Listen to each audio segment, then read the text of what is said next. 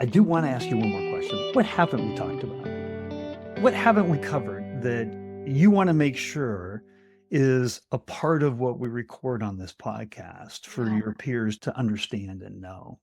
I think all of our jobs as marketers become easier when we have alignment with our senior leaders. And it's a tale as old as time that like the marketer and the CFO don't always see eye to eye necessarily. That's the stigma anyway. And so I think a message to leadership is assuming that leaders, you are bought in to all of this. I think there's a couple other tangible ways that it goes from being a philosophy into being a way of being as an organization. We talked about the regular team building and the offsites and the Feliz Navidad example. Yeah. I'd say a couple other, having been an executive and contributing to this conversation frequently, a couple other things that I would say is that another thing that's really important is goal setting systems to make sure that your goal setting system leaves room for people to be inspired and to exceed your expectations.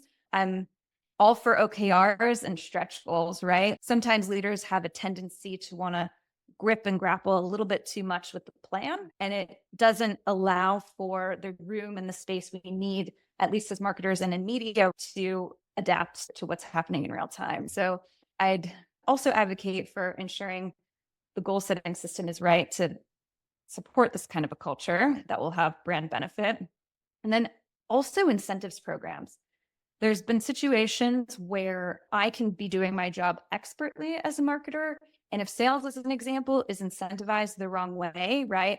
Show me the incentive and I'll show you the outcome. It's going to break down and it's not going to work. I look to the leadership team to ensure that incentives are aligned with the objectives of the business and aligned in a way that will allow for this culture and marketing success.